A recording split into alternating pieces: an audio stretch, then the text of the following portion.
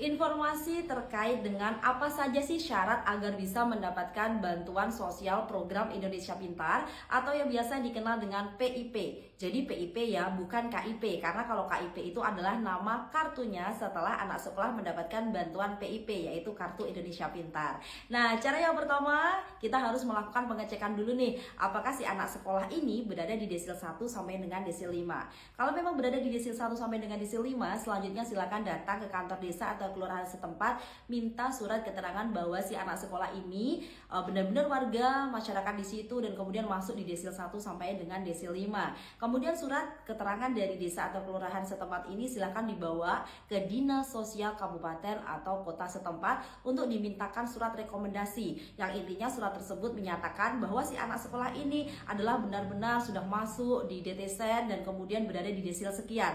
Begitu. Kemudian silahkan surat keterangan dari Dinas Sosial setempat ini dibawa ke sekolah atau dibawa ke kampus tempat kuliahnya ini dan diserahkan. Kalau di sekolah itu, kalau sekolahnya di bawah naungan Dinas Pendidikan, bawa ke operator Dapodik. Dapodik adalah program atau aplikasi yang digunakan untuk data kesiswaan atau data sekolah tersebut. Kalau di bawah naungan Kementerian Agama, silahkan menemui atau surat tersebut diserahkan kepada operator emis atau simpatikanya. Sampaikan bahwa akan mengajukan yang namanya program Indonesia Pintar.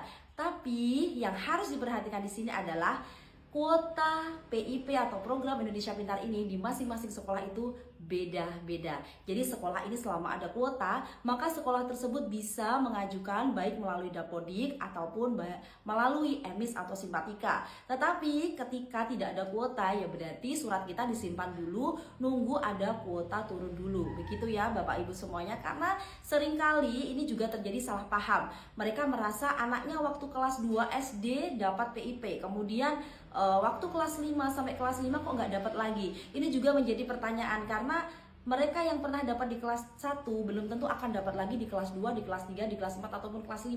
Karena SK atau surat keputusannya untuk penerima program Indonesia Pintar ini setiap tahapnya pun berbeda-beda. Meskipun kita bisa mengecek secara mandiri melalui Si Pintar, yang ini aplikasi untuk ngecek yang namanya bantuan PIP, ya, tapi kalau memang di SK-nya nama anak sekolah ini tidak ada, ya berarti tidak bisa keluar. Jadi intinya kalau mau mengusulkan, syaratnya sudah saya sebutkan tadi, dan bagi yang sudah dapat tapi tiba-tiba nggak dapet, itu berarti tergantung SK terakhirnya di masing-masing sekolah atau kampus. Terima kasih, semoga bermanfaat.